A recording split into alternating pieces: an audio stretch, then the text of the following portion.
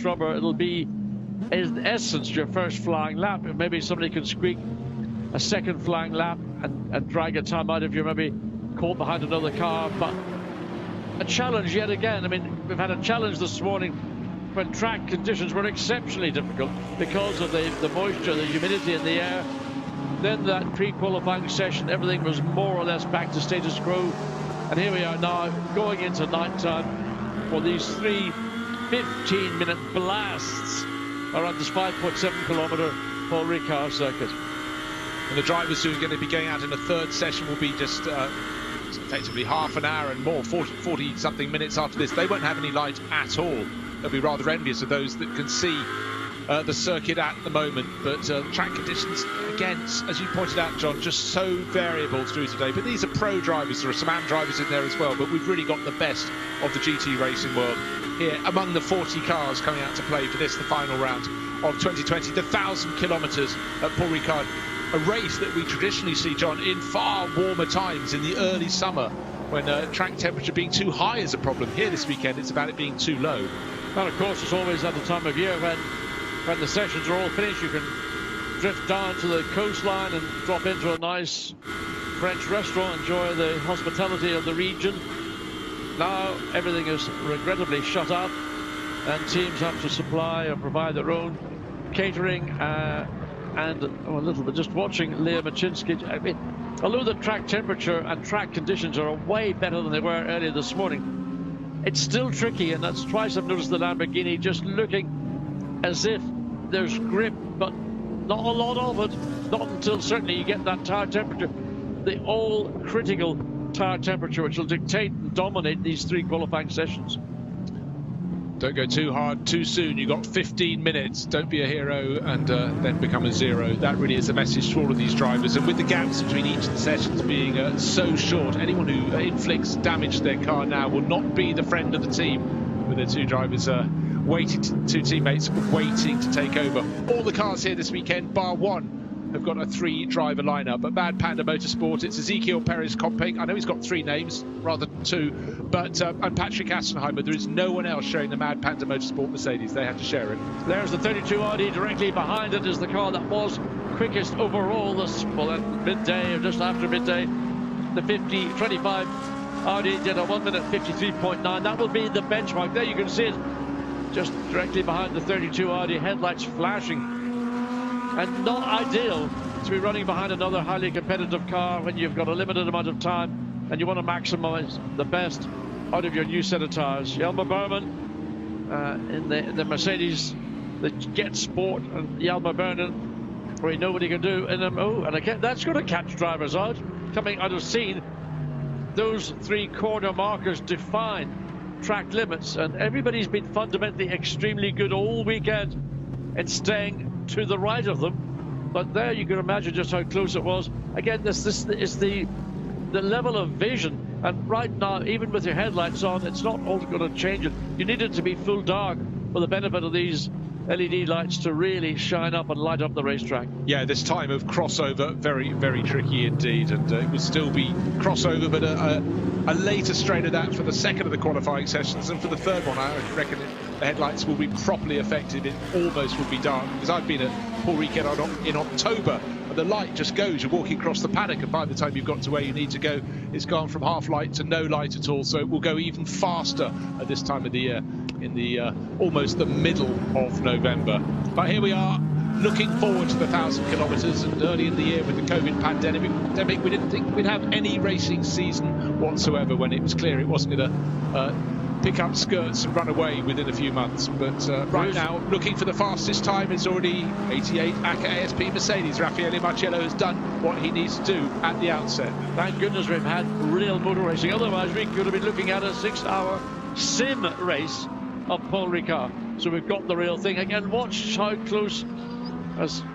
Well, that's the Audi, Rick Broekers, who's done a good job, fastest overall in Sector 1. And literally, as we talk, Dries van Thor has now got quickest on his 3rd lap.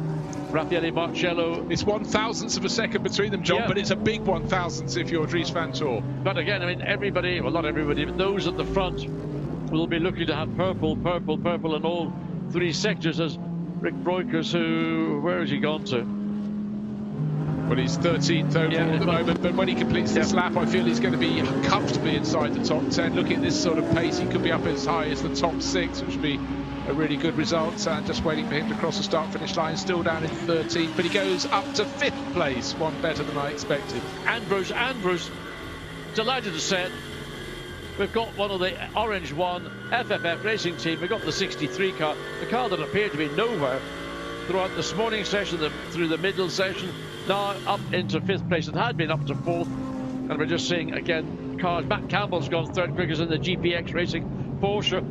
So Porsche at the minute back in the races.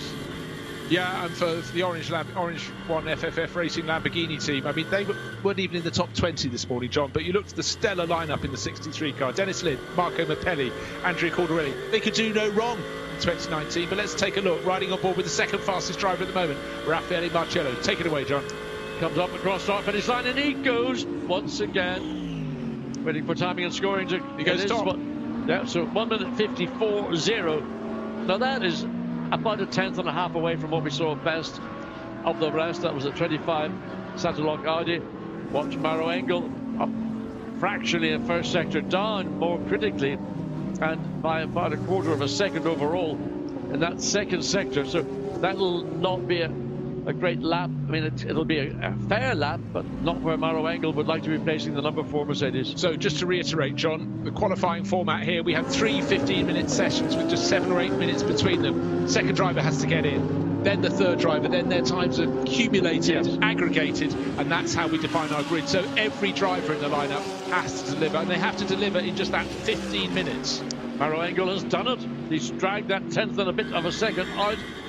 And that final sector, 153.930, and that's actually the quickest lap we've had all weekend by about 300ths of a second. So HRT lead 51 Alessandro Pierguidi in second place in the Ferrari. Well, that's one of the interesting things. The Mercedes we've seen strong all weekend, the Audi's good, Porsche up and down, but suddenly we've got Ferraris in second, Pierguidi, and 4th, Tony Villander. Villander in, and the top Audi's in 5th place, but it's going faster than anybody else. Riding on board now with Dries Van Tor. He's going to the second half of the Mulsanne Straight. No chicanes for these guys. Listen. He went down a gear and, oh, wow, how close can you get to shaving those marker bollards? Well, he didn't shave them, but that was as close as you could get. Certainly was. He's still in 5th place. His best 1 minute 54.1 seconds. We only got just over 5 minutes remaining. Time for a few more laps, but also a time to make mistakes as much as get it right for these drivers. They can't afford the mistakes. Maro Engel has been peerless. Tony Villander now up into 3rd place, so it's Ferraris in 2nd and 3rd. It's Mercedes still leading. Maro Engel for team HRT, the Hout Racing team. 4th place, Raffaele Marcello. Let's see what he can still do. But Dries Van Tor, where will this improvement come? Surely it is an improvement. He's 5th. Where is he going to slot in when he crosses the start-finish line? 3rd. Second place. Excellent. Another driver below. That's 2 drivers now below 1 minute 54. Just 37 thousandths of a second. The difference between Maro Engel leading the way and Dries Van Tor in 2nd place. Again, just having to wait to get on the gas coming out of the chicane up at turn 3. Then drops downhill. This is where the drivers are really using the curb on the entry, on the exit, to more or less straight line as best as possible. So where is the opposition coming from? Tony Villander in the 72 Ferrari in 4th place. 51 Ferrari in 3rd place. So absolutely identical times. Yes, indeed. To within no thousandths of a second at all. So Ferrari coming on strong. The Lamborghinis, Emil Frey Racing, number 163 in 8th, 1 position ahead of the FFF Racing team, number 63 of Dennis Lind. They need to find half a second to get into the mix. 0.4 of a second, to be honest. Well, I think everybody's pretty much given the best on their first run with just 3 3/4 minutes remaining. Not much time to go into the pits, do a change and go back out. So really, if you haven't got your time in now, there's probably precious little opportunity to go out and put yourself into the top 10. I can't see anybody in between 10 and 20 that could seriously challenge. Romain Dumas, for example, in the second of the GPX Porsches, is somebody you might expect. He's all the way down in 17th place. Marcus Finkelhoff, the 25 Satelloc Audi, what's it doing in 16th place on a 154.7? It did a 153.9 this afternoon. What's happened, Marcus? Well, hard to tell. We thought that was a really, really well-balanced lineup with Boccolacci and Haase as well. Chris Froggatt running very well in the Pro-Am class, not in the top 20. 24th at the moment. The leading Silver Cup runner is Rick Boykers, 11th overall. He's just a whisker down on Jordan Pepper in the best of the Bentleys, which is sitting in 10th place. Clock continues to count down. It's Engel from Vantor, Mercedes from Audi. Then there's two Ferraris on row number 2, potentially. That's only in the first qualifying session, though. Let's not get ahead of ourselves. 3rd and 4th on the timesheets. Alessandro Pierguidi for AF Corsa and Tony Villander 4th for SMP Racing. Yeah, Dries van Thor giving the Audi a bit of a hurry up to get out of the way, but obviously, look, with 2 minutes remaining, all he can hope to do is get round before the checkered flag comes out. He's got plenty of time to do it. He just needs to find that little bit of space in the track to give him that final shot before the flag comes out. Well, we're accustomed in the GT World Challenge to it being close. The top 20 cars covered by the first second around Paul Ricard, and that's why you see a driver in 16th place think, oh, he's done terribly badly, but just small margins, but they add up to a whole lot when you're forming a grid. Been looking at the Lexus, it's been flashing up and down the tables through practice, so we saw it as high as 6th at one point in pre-qualifying, but right now outside the top 10 in 13th, but picking out the pace as it goes. 2 green sectors, should be going, one would think, up into the top 10s with Thomas Neubauer. He was in the 13th, doesn't go to the top 10, but he picked up 3 places, so he'll take that, and he ain't going to get another lap in, because he will get a lap in, I'm sorry, he'll be able to finish this lap, so he'll have one more opportunity. Let's go to Giacomo Altoe in the Emile Frey, racing in 8th position, personal best, fractionally down in the middle sector, so provisionally 4th row of the grid. Kelvin van der Linde, it would be his next target. Kelvin van der Linde 54.3. Well, it's certainly attainable if Altoe can just find that little bit of additional grip. It comes across the line, goes on to his last lap. Well, checkered flag is unfurled. You're quite right, John. The drivers really had to find track position, give themselves a bit of a space to set the laps when their tyres were really sweet. It sounds strange to say that in a 15-minute session. Now, Alessandro Pierguidi, 3rd fastest. No, he's backed off a little bit. He only needs to find a 10th of a second. He goes up to 2nd, provisional front row. But then he has to rely on his teammates to do their bit as well. This weekend, it's Tom Blomqvist and Colm Ledegaard. But Alessandro, he knows these Ferraris he's so coming well. in anyway. No, he's not.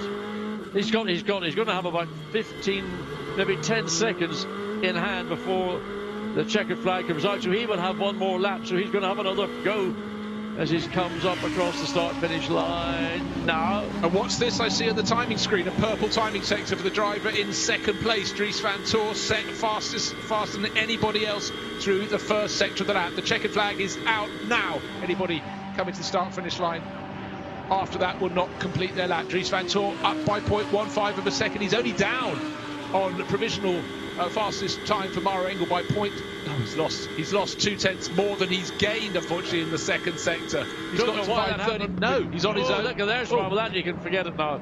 Yeah, because he's got the wrong side of that 3 demarcation cones. So he tried. He did a stunning job in sector 1.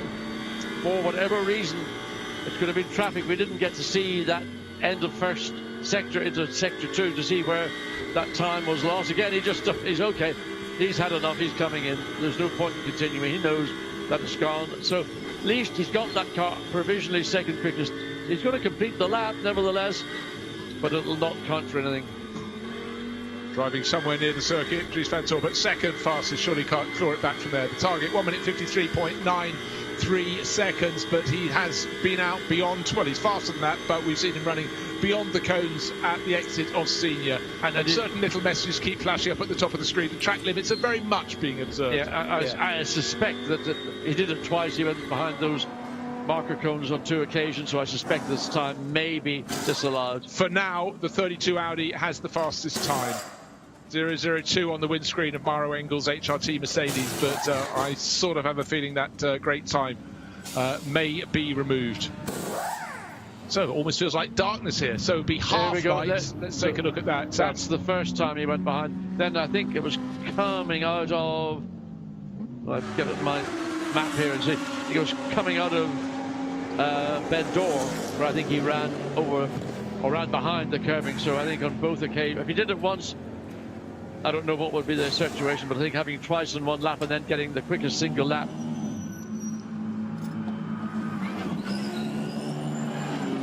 Right, it's quite a simple message coming from the race director, by the way. The bollards there for a reason. You need to be to the right of them. In some of the other races I've watched today, drivers have gone to the left, but they have picked up penalties.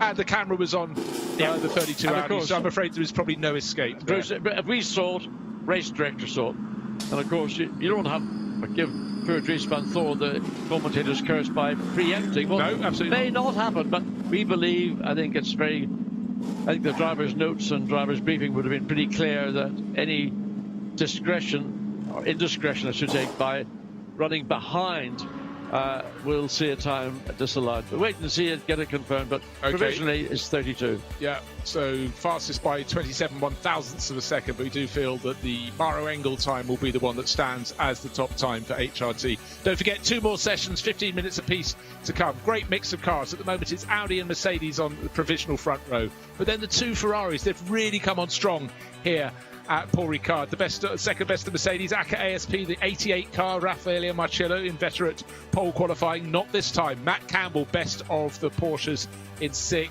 And then there's 2 Lamborghinis, 8th and 9th on the grid. Giacomo Alto getting the bragging rights above Dennis Lind.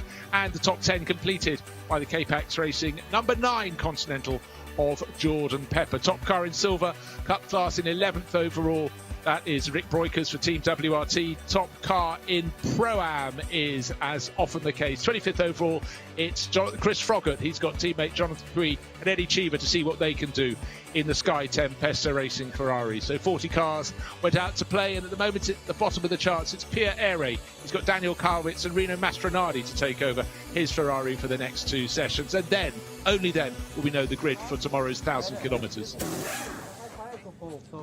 So I wonder what's being spoken. You can brake late and carry with speeding. It's a bit of understeer in that turn 13. After senior, right, then left. Yeah. And the last corner a little bit. Okay. For the rest, it's good. Well, that's as clear as it can be. So I don't know what Dries van Thor's thoughts are. Certainly his thoughts, I suspect, are I've just set the fastest lap in Q1. Whether that will remain the case, I suspect it's not going to, but again, that's got to be confirmed. So it has been, in fact, yes, look, timing and scoring has switched to HRT number 4. Mercedes has returned to being quickest. The second best lap was Dries van Thor's second best lap. So that sort of final lap, which provisionally took away the fastest single lap, has been deleted.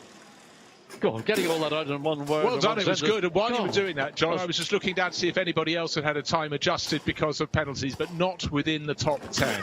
We didn't see any other cars running behind those marker cones at the exit of Scene or on the exit of Ben Door, which is the other corner where Dries van Thor ran behind them. Well, there may be hope for those who are running in the 3rd session because light is fading so fast over Paul Ricard. They may have cover of darkness. There's this half light at the moment. But it doesn't look gorgeous. It looks fantastic. Actually, that half light, the Paul Ricard sign above the whole pit complex. I mean, what an amazing complex that was when it was built. And effectively, it's more or less, it's been modernized subsequently, but nevertheless, it's just got that lovely sense where you've got this mix of half day, half night light. Love it, love it. Well, let's hear from the driver who set the fastest time, but he went beyond the bollards. It's Dries van Thor with Gemma. Dries, disappointing to have the time deleted, but you must agree with the decision. Yeah, I ran a bit wide. I had some understeer and I got into a snap. Had to go wide to that. I don't think I gained 2 tenths or something. Yeah, it's a rule, so I mean I can live with it. Yeah, it is what it is. Chris has just got in the car and you had a quick chat. Did you give him some advice? Yeah, I mean the car's been working well. We've just had some small issues during the session, so now it seems like it's getting better again. So we just have to keep working and make sure we can have all 3 a clean lap and a good lap, so that we can be somewhere around the front. Thank you. Thank you. I think that's a very good point there from Dries van Thor at the end. Well, here's a replay. There are the bollards. Unfortunately, the car should be passing from the other side of those bollards. And when you dive deep into seeing, of course, that's a corner you're committed in, John, but Dries's point, though, all three of these drivers, if they want to be at the sharp end, have to absolutely deliver. One driver drops the ball, they'll be outside the top 10. Easily said, more difficult to carry out, but I mean, he's complained that he had a snap oversteer on the entry into scene, and the car then ran wide. He couldn't really check it without being very aggressive. So that's the penalty, and he's very phlegmatic about it and understands. And you know, those are the rules. The rules are the same for everybody. He's not being picked upon. He's not being, you know, let's get Dries van Voor and give him a hard time. That was a fault, but he did it twice on that lap. I mean, once you could maybe say circumstances, nevertheless, it still would have been a penalty, but it happened a second time. So I thought he'd actually given up as he came out of Mentor corner. He was coming into the pits. It's out of frustration, but he continued the lap. There's the car that actually I was disappointed in. It only ended up, I think, 17th. Yeah, well, let's see what the teammates can do. But that is, just to give you an understanding, that is 0.8 of a second down. That's the difference between first and 17th. What I did notice there, Mad Panda Motorsport Mercedes sitting in the pit lane. We've got wave green flags around the circuit. Of course, the track is now open. Was the fact that Ezekiel Perez Compact has only got one teammate this weekend, so he's done the first session, he's doing the second session as well, and then Patrick Assenheimer will take over for session number 3. Sparking from one of the K-Pax Racing Bentleys as it runs up the Mulsanne straight. You can't see now. The headlights are going to just completely blind us to see if anybody does again run behind those markers on the exit of scene. That's just a bit interesting. The sparks coming off. I know there are bumps on the Mulsanne straight, not as many as there used to be back in your day, John, but the number 9 Bentley Alvaro Parent at the wheel, certainly sparking as it went up towards the end of the lap. I mean, you can see it sparking there as it comes to the completion of a lap as well. So, I mean, those are titanium skin pads on the bottom of various parts of the bodywork. Again, you can see. So, I mean, if they ran the car a little bit higher, it wouldn't spark. But if they ran the car a little bit higher, it wouldn't be probably as competitive. Exactly so. Often a trade-off. So we're running at the light conditions we'll have at the end of tomorrow's race, John. Just notice the time is about a similar time of day. So we're just about get into darkness and have those dramatic post-race shots and the final few laps. And certainly looking back at the 1,000 kilometres at Paul Ricard over the years, some of the nighttime racing shot had been super, super dramatic. The Bentley is actually sparking. It's like a firework all around the racetrack. So they're not leaving an awful lot left on the table in terms of how can we run this car low to the ground and try and get the benefit, the maximum benefit from aerodynamics, and certainly particularly around the front to get the nose of the car giving the best amount of bite that the drivers would want. Well, in that first session, at least that car, the Bentley, best of the Bentley's, got into 10th place overall. That's the number 9 entry from K-Pax Racing. Sister car, the number 3, didn't set a time that's troubled anyone. It's down towards the 22nd position after that first stint. I've never seen a GT car spark as much as they were seeing the Bentley. You know, under braking you might get, but that is a pretty sort of blatant. How low can you run your car or not? Anyway, we'll wait and see whether any observation is made of it. It's nothing that is illegal. It's just it's running the car as low as they possibly can to try and gain the maximum performance, especially to get the front to perform. They got Jordan Pepper Alvaro Parent, I should say, having to go around a car that's on an out lap, so frustrating for Parent. That's slightly compromised. He's running behind the 25 Audi as well. So who is behind the wheel of that 25 Audi? It should be Dorian Boccolacci. Yeah. Probably still quite warm after doing the Lamborghini Super Trofeo race. Well, he'll be up to speed, that's right, and he'll be familiar. So Alvaro Parent goes in this session at the minute quickest.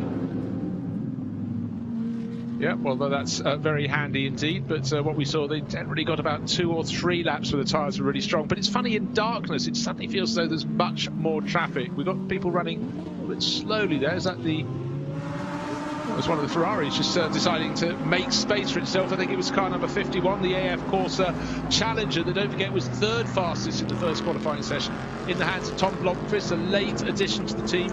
Regular racer James Collado away in the World Endurance Championship this weekend. Must be cursing in this season when you get date clashes, but with all the races being compacted, this has happened to a lot of races. Christopher Mies has taken over the 32 Audi that was knocked back to second place with that transgression from Dries van Tor. He's riding behind one of the dynamic motorsport Porsches up ahead of him. That's a car, he can tell that quite happily. Another car sparking as it went through turn 2 up ahead of them. Not as much as the number 9 Bentley, but still very impressive as darkness falls over Paul Ricard. So as the lights effectively go out, so the temperature will equally drop away. So the 72 Ferrari S MP Motorsport fast, I mean, significantly quickest in that middle sector, almost half a second ahead of the next best. So where will this place this car? Currently it's 4th from its first qualifying run. Antonio Fuoco going very well indeed, and for regular SMP racing driver, that's Sergei Sirotkin, refugee from Formula 1, but he's got 2 teammates this weekend who are new to him. Tony Villander, who's done so much Ferrari racing, and Antonio Fuoco, single-seater convert, who's going very, very nicely indeed. Thank you.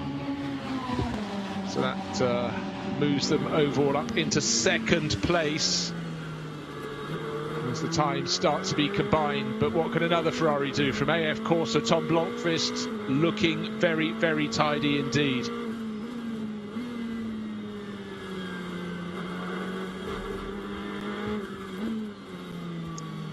So Tom Blomqvist in the Ferrari. So here it comes up across start finish line, and what's this going to do? Well, fastest overall sector 1, personal best 1:53.709, and an average of 1:58.392. So P1, that was a pretty impressive lap, 53.7, significantly the quickest single lap of the weekend to date by almost 0.2 of a second. Yeah, slightly over 0.2 of a second, John. So going very well indeed. And just to reiterate, Tom Blomqvist has raced Ferraris before. I tend to think of him as a BMW racer. What's that? Or an inner guard, or a bit of bodywork as they come down scene. So where has that come from? How did it get there? Which cars? What was it attached to? Has someone gone off before the corner? Porcolacci is behind the wheel of the 25 Audi. So personal best and personal best. Well, that's his first flying lap, one would expect.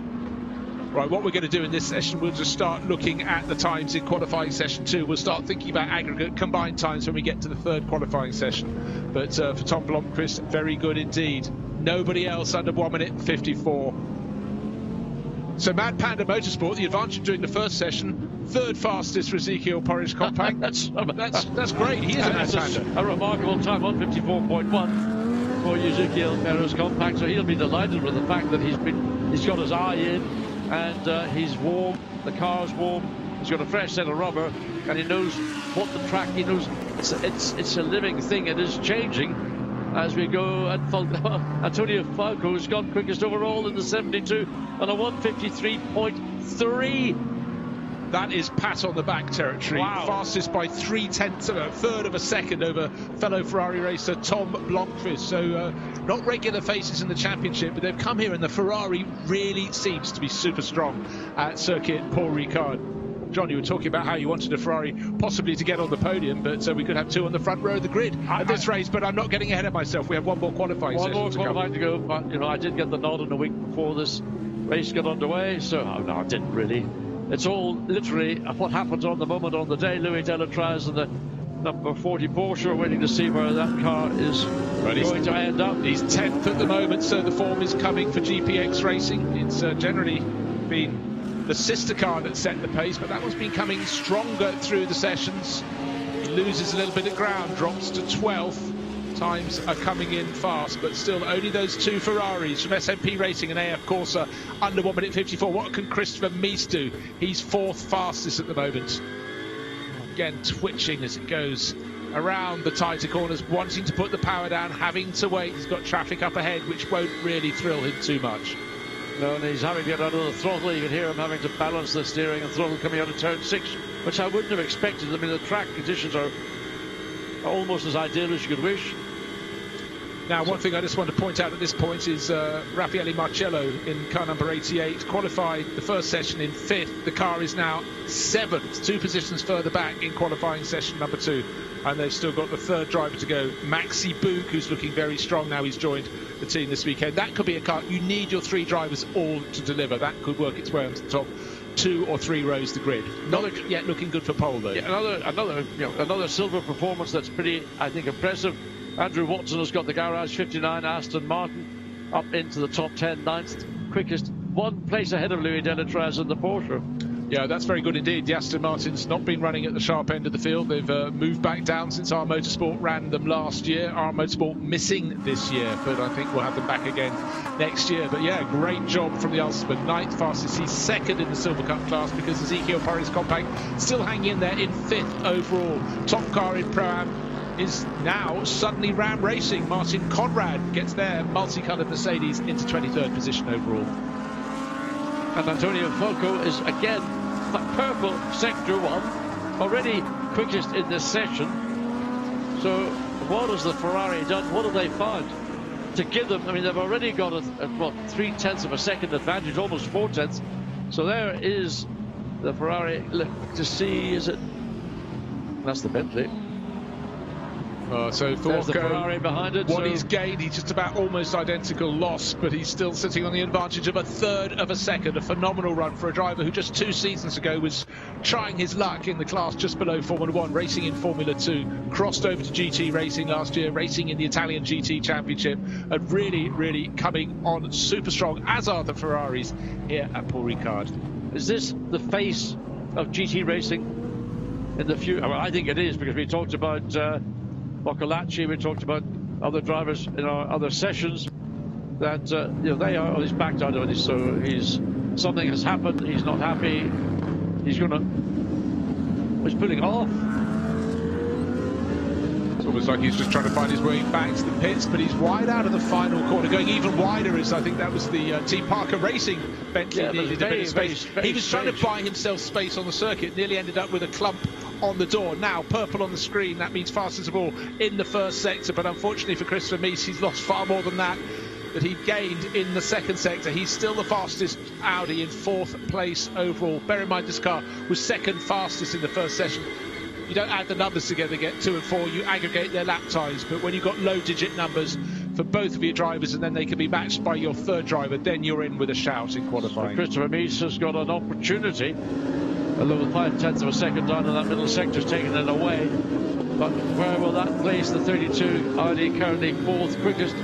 So Mies comes across start-finish line to see whether he stays in 4th. Unfortunately, that middle sector hurt him, and in fact the final sector hurt him even more. So that indicates that he was just basically running out of the effects of a brand new set of tyres. Absolutely so, but what he does have, what a lot of the drivers do not have at the moment, he's got clear track in front of him, and that's going to be very kind to him, as long as he's got some form of life left in his tyres. Andrew Watson trying to make space, someone running wide Bentley in the background, going straight down for a fish supper on the coast. I think he was certainly going somewhere that isn't on the racetrack. So whether he got slightly caught out with cars ahead of him slowing down, there is the Bentley back onto the racetrack, but went way wide in Bousset. I think that was number 107, Pierre-Alexandre Jean. But right now, track position very important. The Aston Martin has had enough from, well, we're just 1.5 minutes on the clock. No further time to be added from the driver who's 9th quickest, 2nd in the Silver Cup. That is Andrew Watson. Now Marco Mappelli starting to pick up the pace, but so many drivers improve in the first sector, can't make it stick in the middle sector. But the 63 Lamborghini from the FFF Racing team becoming loftier up into 6th position. Yes, I mean, long overdue.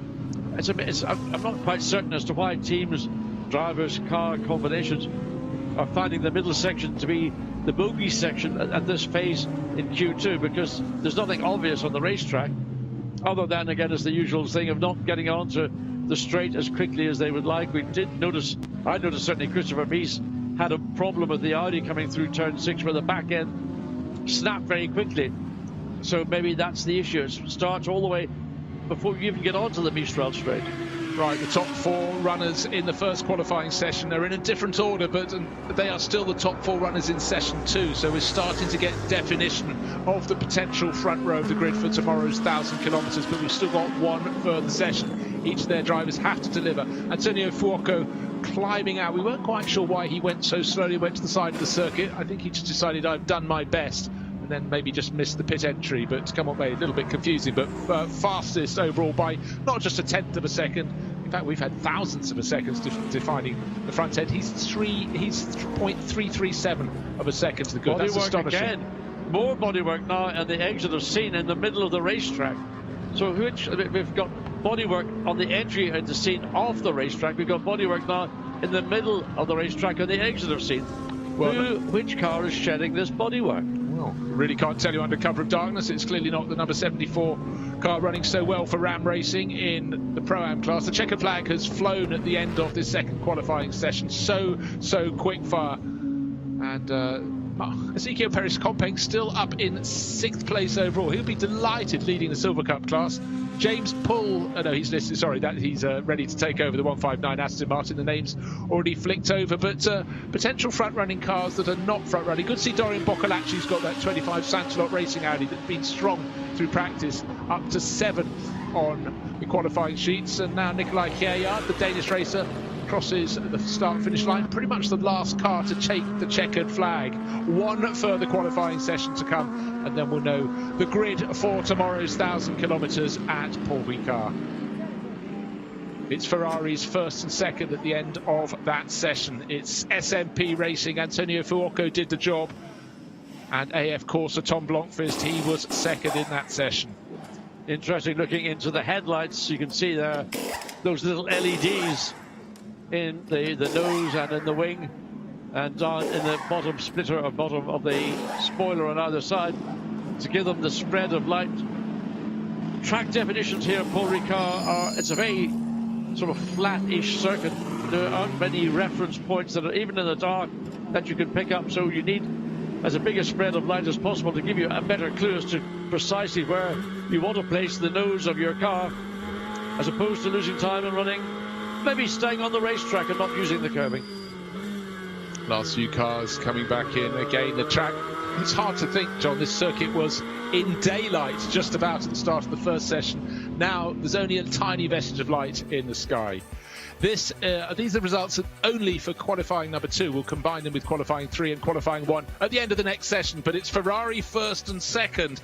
They were very good on the grid for the first qualifying session too. But the job done beautifully by Antonio Fuoco. Tom Blomqvist gave it his best, but a third of a second, that is a giant margin. And then another 0.3 of a second back to the best of the Mercedes, Lucas Stoltz, and that is a gold standard car. Christopher Mies, the best of the Audis, and Marco Mappelli eventually up to 5th place overall. So the FFF Racing Team Lamborghini is starting to come. But that is a big advantage to be put into the aggregate mix, 0.337 of a second. It really is advantage SMP Racing at the moment. Top car in the Pro-Am class was Martin Conrad for Ram Racing, down in the middle order there. Now, beautiful shots. Look at the coloured lights in front of the pit building. Well, and let's take a look at the combined qualifying thus far. It's Ferrari first and second, as they were in that second qualifying session. It's still SMP Racing from AF Corsa, and then with the top 4 cars being the same in both of those sessions but in a different order, it's the HRT Mercedes in 3rd and the best of the Audis, the number 32, in 4th place. Then there's a small gap back to the 88 Mercedes from the ACA ASP. And Kelvin van der Linde, Rolf Eichen won't be too chuffed after 2 sessions. Their car, definitely a front-running car. Mirko Bortolotti still to come, but it's down in 16th place, John. These are some of the oddities you get. And in fact, the car behind with Matthias Trudy and Fred Vervisch, that ought to be a little bit higher. Fred will surely move it up towards the top 10. But let's go down to the pits.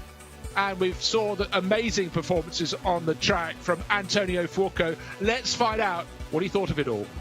Antonio, where did you find that time? That was a really impressive lap.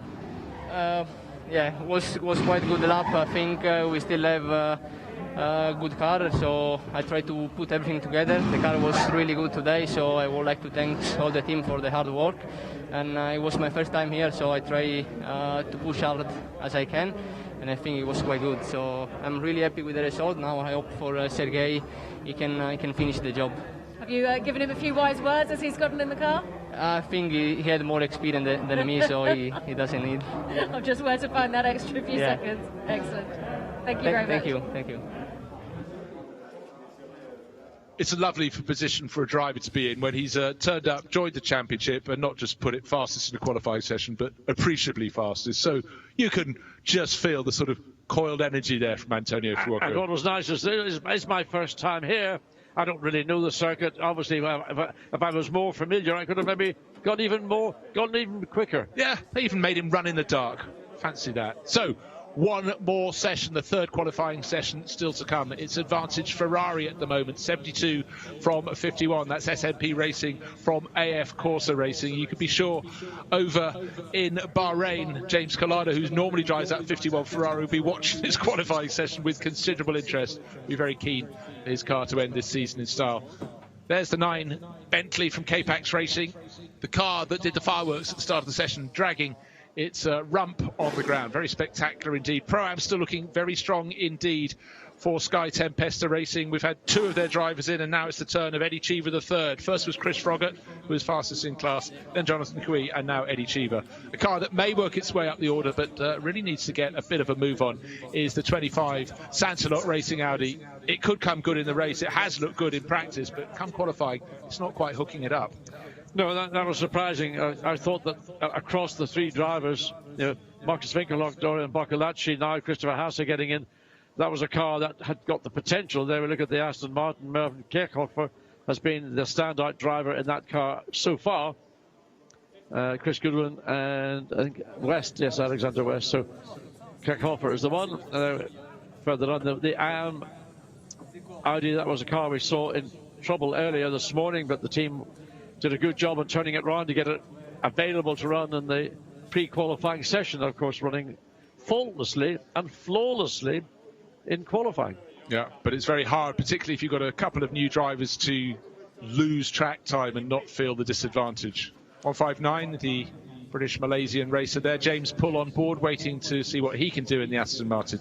Now, Mirko Bortolotti on combined times. We know his car is on the second timing page. It's 16th overall. So what can the driver who for so long was Lamborghini's go-to man, crossed over to Audi and determined to pull that car up the grid. Do not adjust your sets. It's the Buisson Gignon BMW car. Looks fantastic, actually, in full darkness. And that's what we have here at Paul Ricard. And certainly we have seen that car going very well in the hands of the driver who's about to go out. That's Jens Klingman, who is very much the pro in that Pro-Am lineup.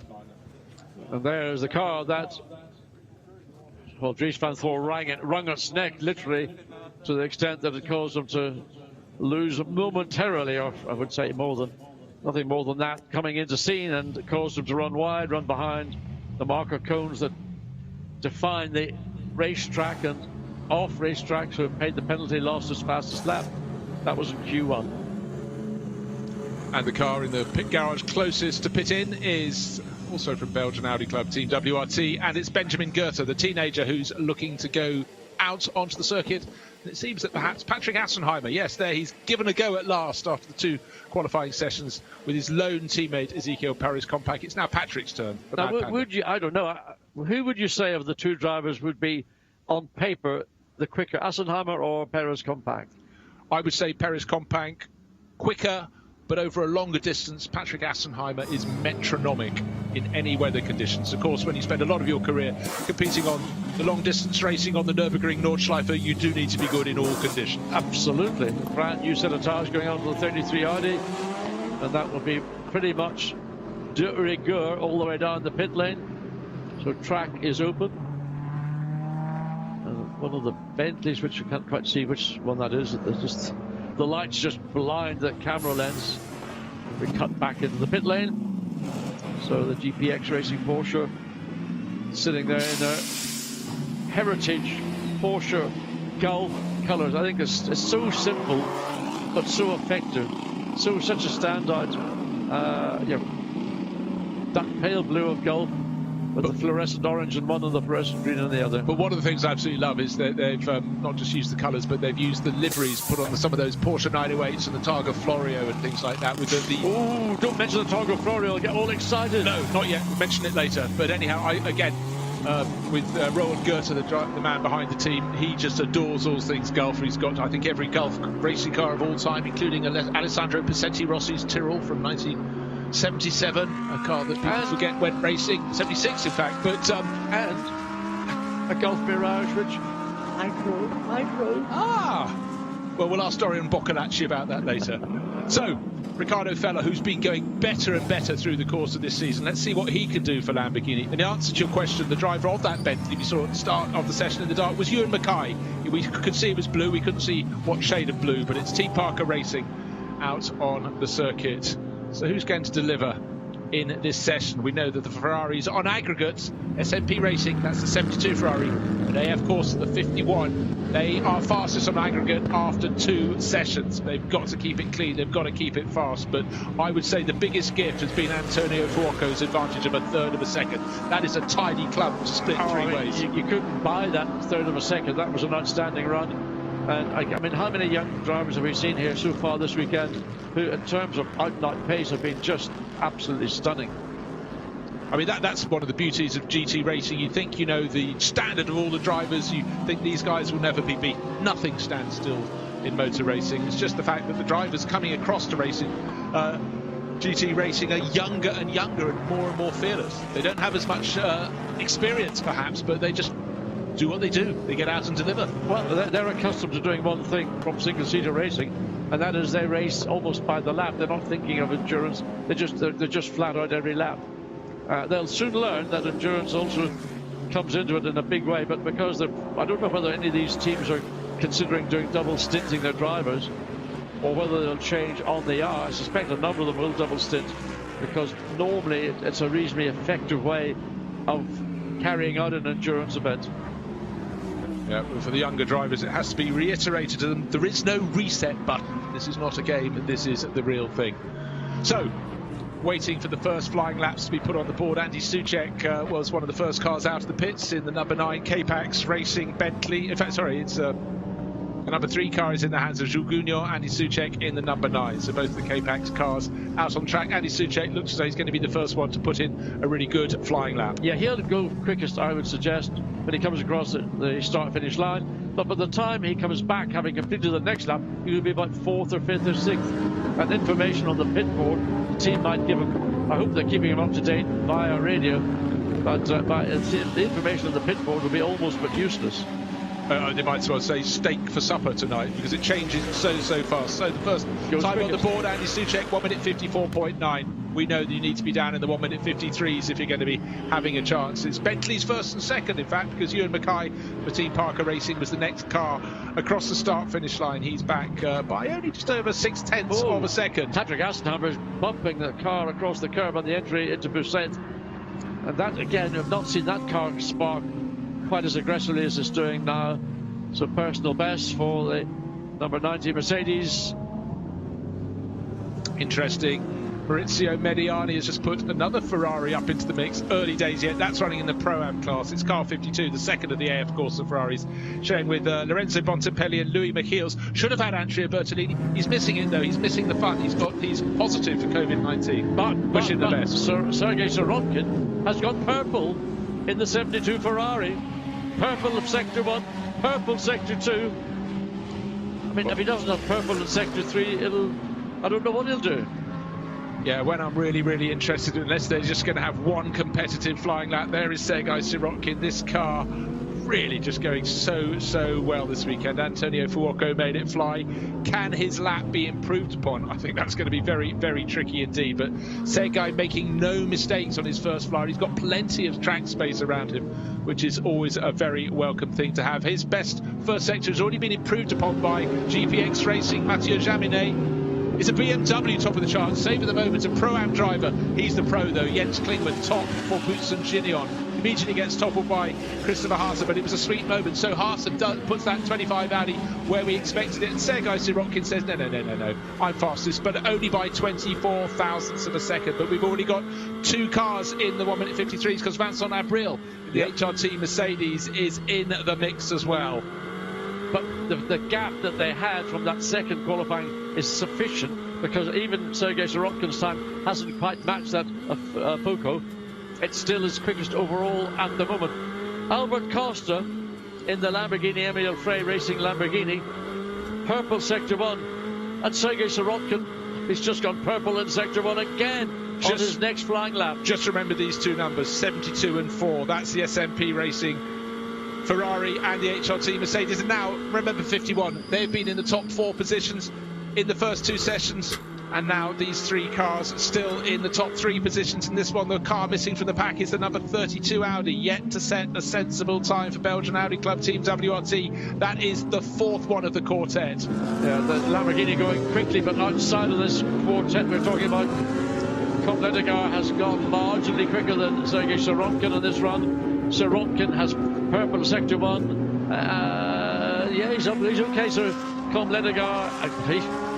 Albert Costa's gone second quickest in the Lamborghini. I thought it looked a good lap, but he's proved it. So Kompledegar now at this stage still quickest. So what's going to happen to Sergei Sirotkin, who is bumped from first down to third, coming up to conclusion of a second flying lap? Another driver going very well, Sky Tempesta Racing. What a season they're having in Pro-Am. They're top in the Pro-Am class. Was 9th when I looked at the screen, suddenly down to 11th, but still leading the way. Rinaldi Racing second in the class in 95, and number 10, Dusan Gini and BMW, was second overall. Is now down to 3rd in the Pro-Am class and down to 13th. And top goes Sergei Sirotkin, 1 minute 53.301. That's the fastest lap yet by 700ths of a second. And it's increased the gap first to second up to now just under half a second. Great run by Mirko Bortolotti in the WRT Audi. He's gone third quickest, 153.7. Vincent Abril still holding that 4th position. Mervyn Kerkhofer, Pro-Am car, 5th. Aston Martin, Pro-Am, 5th. Well, we knew he was the gun in that car. That is super time. Sergei Sirotkin stretches his legs even more. Where is the number 32 Audi? Where is Charles Wirtz? He's not in the top 20 on my screen unless my eyes have dimmed. Is he going to leave it really late? Is there a problem? This is a car, the 4th of the quartet, that have been sharing the top 4 in the qualifying 1 and qualifying 2, but certainly at the moment 3 of them are in the top 4 at the moment, with the interloper being the 31 Audi, Mirko Bortolotti, pressing on. He's just behind the Sky Tempesta Racing Ferrari in the Pro-Am class. That keeps out of the way. Very polite driving there indeed from the Pro-Am class leader, Eddie Cheever the 3rd. Wow, it's been a pretty exciting qualifying sessions. And we're still 6 minutes of this qualifying 3 to finish. Mirko Bortolotti fractionally up in sector 1, loses time again in sector 2. I asked a question, John, where is Charles Wirtz? He's put a flying lap in. He's down in 22nd position. At the moment, his best 1 minute 74.5. 74.7 seconds. That puts him 1.25 seconds down. Sergei Sirotkin still pushing on, but the interloper is that 63 Ferrari, 63 Lamborghini. Andrea Cordarelli, sorry, he just separated the party at the front of the field. A short while ago, the top Lamborghini was Albert Costa in second place. He's now down to 7th, and Cordarelli's going in the opposite direction. Yes, Andrea Caldarelli now second quickest in this session, only a quarter of a second slower than Sergei Sirotkin. So they've found the pace that we never saw at any point during this weekend to date. But of course, that's in this session. The other 2 sessions, that will slide that Lamborghini a little bit sadly further down the field. But a good effort by Caldarelli to drag that car from being in oblivion almost up to second quickest in this session. I think they'll still qualify just within the top 10, maybe as high as 6. We'll see. I haven't done all the maths. Wait and see on that. But in this session, a quarter of a second is the advantage Sergei Sirotkin is enjoying over Andrea Cordarelli, the 63 Lamborghini from the FFF Racing Team, not managing to make any gains on this lap, which provides opportunities, John, for others. Sergei Sirotkin, yet again, purple in sector 1. Where is this car? Not only has it got pace, but it's maintaining its tyre performance. Well, that's the key. He's able to sector times after sector times, having done now 3 or 4 flying laps on one set of tyres and still knocking out purple sectors. It's been remarkable. Just looking at that first sector in particular, he's just been nailing it, just increasing by 1/10 of a second. If that each time, but each time going that little bit faster, going the right way. Andrea Cordarelli, unfortunately, not going that way. He's only the second Lamborghini now because Albert Costa has gone from 7th back into second. This is a great little tussle. Cordarelli not likely to improve on this lap, but he's got time, 3 3/4 minutes as he crosses the start-finish line to see if he can put Orange 1 back up. He's now in 4th place, just waiting for another time to come on the board. Who's gone faster? Cordarelli, no, he's still in 3rd place, but the Team Parker Bentley, Ewan Mackay, that's a horrible place to be. On the Mistral straight, the straight standing still, so's the Lamborghini, but the Bentley, but all the others are coming past it. We know the speed, John, 280 kph before they reach C. Now he's got it rolling again. Whatever happened, I do not know. He's managed to get a reset, but that was, for me, a horrible moment, because a car standing still, and it's very difficult. If you're in a group of cars, you could pull out and you'd find a standing still bent. So the car looked like it may have stopped yet again as it was making its way up into the scene. I don't know whether these cars are required to carry hazard warning lights, but I'll tell you what, if they're there, you want to have those hazard warning lights operating right now, because that is not ideal in these conditions, especially at night time. Yeah, scary. Good that it's got going. So let's just reiterate. Car 72, SMP Racing Ferrari leading the way. The 163 Albert Costa driven Lamborghini from Emil Frey Racing. There it goes. It's in 2nd place, and he's just 66 thousandths of a second faster than Andrea Cordarelli. Mad Panda Motorsport, where are they faring at the moment? Don't forget, they've been really well placed thus far, and it's the turn of Patrick Assenheimer to see what he can do. Who else is on the move? Charles Viets has worked his way up. He was 22nd, he was 17th, he's now 5th, so that 32 Audi from Belgian Audi Club will definitely be at the sharp end of the field. It's qualified in the 2nd in the first qualifying session. It qualified 4th in the 2nd, and now 5th. That means it's a very, very good combination. You know, it takes a very brave team principal and a brave driver to maybe hang back and wait, let everybody else go on, take up all the track space, and then send your young driver, the youngest driver in the WRT driver lineup, out, knowing there's a load of pressure, a load of expectations on his shoulders. He's delivered. He's the quickest of all the WRT Audi, and he is the quickest Audi currently in this session. So, what, 1.5 minutes to... Oh, there's the Bentley again. Just been caught in a difficult part of the racetrack. Barely able to make its way back. Now, what's that all about, going off the racetrack on the inside? Oh, yeah. And again, that's on the exit of corner called Tour. Somebody went behind those marker cones, so coming back into the light, that was from Ledegard. Had to deal with that little situation. Well, Cole may improve from 4th place, crossing the start-finish line. He's got to beat 1 minute 50, get into the 1 minute 53.5s. There we go. 1 minute 54. So at the moment, the aggregate time is mixing as well, but it's still Sergei Sirotkin in qualifying session number 3 for Ferrari. Then the 2 Lamborghinis, Albert Costa, Andrea Cordarelli, Colm Ledegard, 4th fastest. Then the 2 Audis, Charles Viets now ahead of Mirko Bortolotti.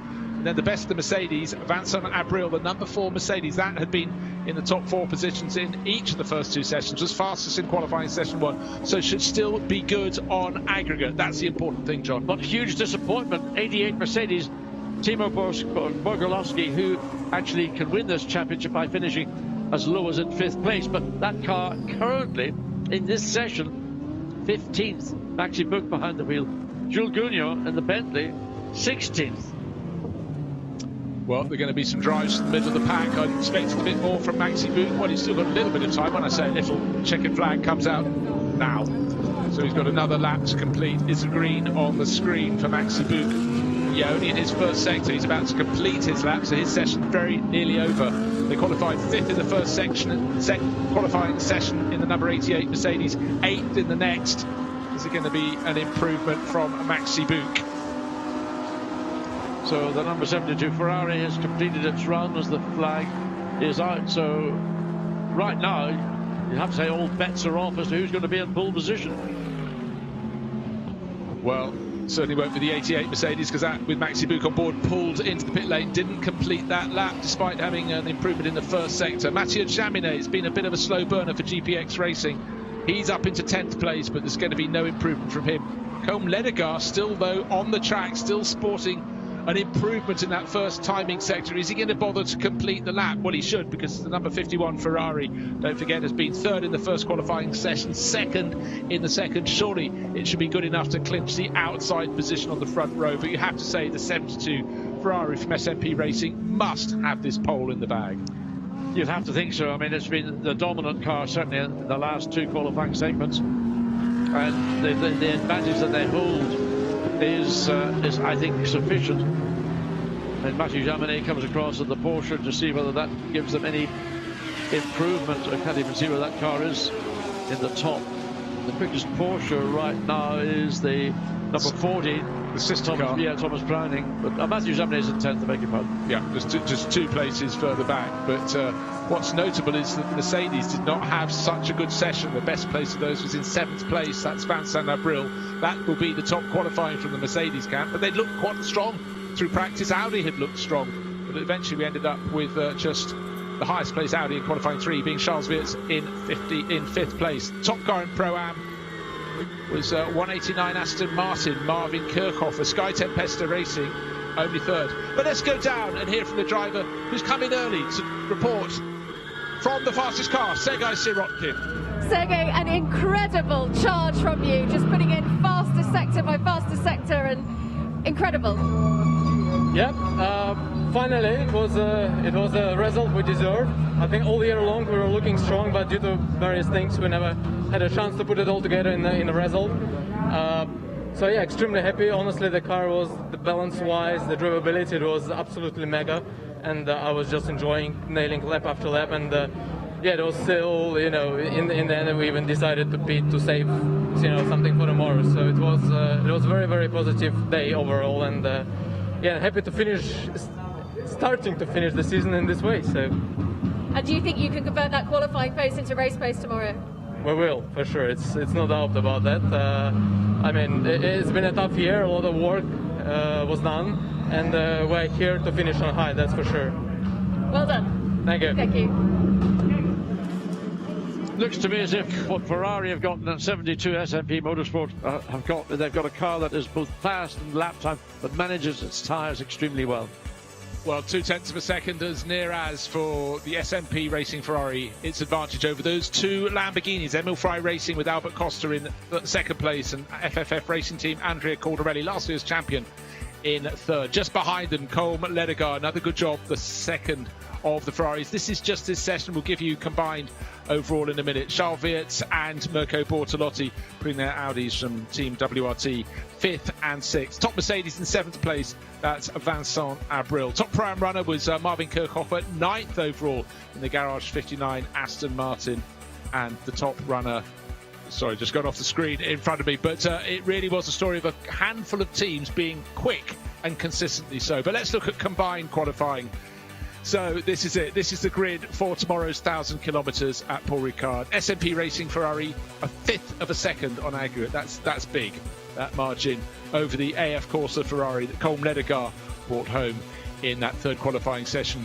The best of the Mercedes, 3rd place overall, the number 4 HRT car, and the best of the Audis, the 32, with Charles Weerts completing that roster. Best Lamborghini, it's the FFF Racing car, just ahead of the Emil Frey number 163, forming row number 3. Second best Mercedes was the 88 Marcello Boguslavski boot car. Bear in mind, Boguslavski is really well placed in both the Endurance Cup and the combined, but we'll get to that tomorrow. So he'll be slightly disappointed, 0.6 of a second down on the ultimate pace, but still only 6 cars in front of him. Not too bad a place to be. Working the way down the orders. Silver Cup, Ezekiel Perez Companc, there he is. He did both the first and the second session, so he takes that Silver Cup pole, followed by the car that leads that class, Patrick Kujla, Frederick Schandorf and Alex McDowell. That is the points leader in the Silver Cup class. And then the Aston Martin of Valentin Hasclo, Andrew Watson and James Poole tucked in behind. The top runner, as it has been pretty much all season in Pro-Am, it's the Sky Tempesta Racing Ferrari. Chris Froggatt, Jonathan Cooey and Eddie Cheever III. Their closest rivals, Alexander Vest, Chris Wood and Chris Goodwin and Marvin Kirchhofer, who qualified within the top 10, remarkably, in that final qualifying session. 40 cars went out to play, and 40 cars will be on the grid with the Santalot Racing. Down the bottom, it's the CMR Bentley that brings up the rear behind Santalot Racing's number 26 Audi. So the session started with some light, the last vestiges of light in the sky. We knew these 3 15-minute qualifying sessions were going to be very, very quick fire indeed. Headlights were required and the light was dropping by the moment. The track temperature following it, the degrees falling away through these sessions, but with each of the drivers in each of the 40 cars needing to put a time on the board. It was about precision. Early pace from Raffaele Marciello in the 88 ACA ASP Mercedes. Very strong pace from Dries van Tor to work his way towards the top of the charts in the 32 Audi. Then the SMP Racing Ferrari came good, but there was Dries van Tor going the wrong side of the bollard, so the time that put him top of the charts ahead of the number 4 HRT Mercedes was taken away. He ended up second in that first session after all that. Then we got to the second session and the light was really starting to fall away, and this was when the 72 SMP Racing Ferrari, fourth in the first qualifying session, started to find supreme form. You need your speed across all 3 drivers, and all 3 drivers were delivering for 72. It was Tony Villander in that first session, then Antonio Fuoco in the second. He went fastest by just over 1/3 of a second. He was modest about it, but it was a phenomenal lap. And then for the third session, it was proper darkness at Paul Ricard. Cars flashing on the track. That's the Mad Panda Motorsport Mercedes with Patrick Assenheimer on board, seeing what he could do in the Silver Cup. But out front, it was Sergei Sirotkin. Not 1 quick lap, not 2, but 3 in a row. Fabulous job from him, and that would be enough when it came to combined times to end up ahead of the 163 Lamborghini Albert Costa in that session and take overall pole. Really intriguing. We've got 6 hours of racing tomorrow, but Ferraris are coming on strong, and the Lamborghinis almost from nowhere have suddenly got in the mix. Audi are there to keep them honest. It's been a fabulous penultimate day of the 2020 GT World Challenge. Do join us tomorrow for the big one. Goodbye.